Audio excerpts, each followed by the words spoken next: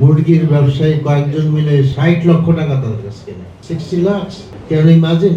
কারণ বাজারে এই চাঁদাবাজি বন্ধ করতে হয় তাহলে সরকারের সহযোগিতা, বিশেষ করে স্বরাষ্ট্র মন্ত্রণালয়ের সহযোগিতা অত্যন্ত জরুরি। জোর জবরদস্তি করে জিনিসের দাম কমানো যাবে না।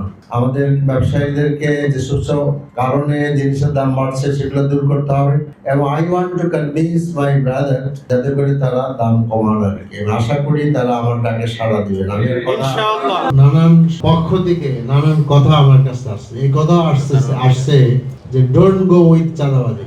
যদি যান তা আপনার জীবনের আশঙ্কা আছে, বুঝতে পারছেন? কাজে এটা নিয়ে আমি আলাদাভাবে বলবো আর কি। এখানে অনেক ইস্যু আছে, অনেক ইস্যু আমরা জানি না, এটা আপনাদের জানতে হবে। একটা মুরগির ব্যবসায়ী কয়েকজন মিলে, সেখানে আমি কালকে শুনলাম বা কয়েকদিন শুনলাম যে 60 লক্ষ টাকা তাদের কাছে কেনে। 60 লাখ, ক্যান ইউ ইমাজিন?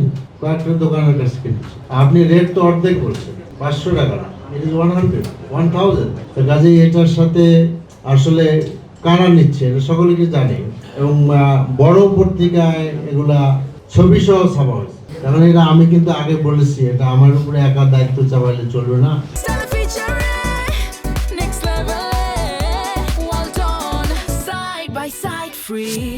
ইদানিংকালে একটা আমরা মন্তব্য বা একটা বক্তব্য দেখলাম আমাদের সড়ক পরিবহন মন্ত্রী এবং আরো একটা মন্ত্রণালয়ের দায়িত্ব ওনার উপর আছে।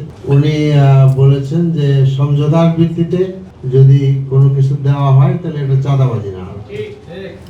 এখন সমঝোতার ভিত্তিতে দেওয়া না হয় কোথায়? অফিস আদালত সব জায়গায় যেগুলো দেওয়া হয় এগুলো কি আমরা জানতে তো পারি না। ওগুলো তো সমঝোতার ভিত্তিতে হয়। তা আমি মনে করছিলাম যে হয়তো কোনো কারণে অনেক কথা আসে যায়, আমিও সব কথা সঠিক বলি তা না, অনেক সময় ভুলেও বলতে পারি। তো সেটা তো রিজাইন্ডার দেওয়ার একটা সুযোগ থাকে, কিন্তু সেই সুযোগ সেটা আমরা দেখলাম না।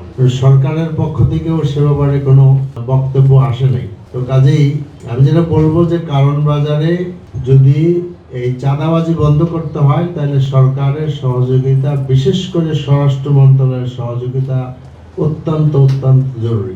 আমি তো দলীয় কর্মীদের নিয়ে লাঠিসোঁটা দিয়ে নামতে পারি না। This is not my duty.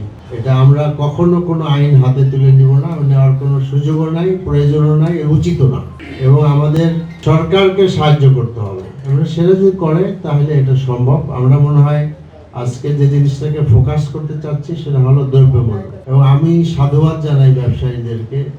এটা যেমন ঠিক যে ব্যবসায়ীদের অনেক বদনাম আছে, এটাও ঠিক। কারণ বাজারে সব জিনিস কম দামে পাওয়া যায়, এটা কিন্তু বাস্তব।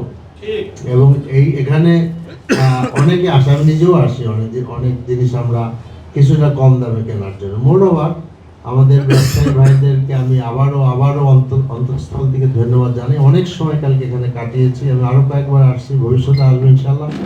ওনারা যে সাড়াটা দিলেন এটাকে আমি সাধুবাদ জানাই।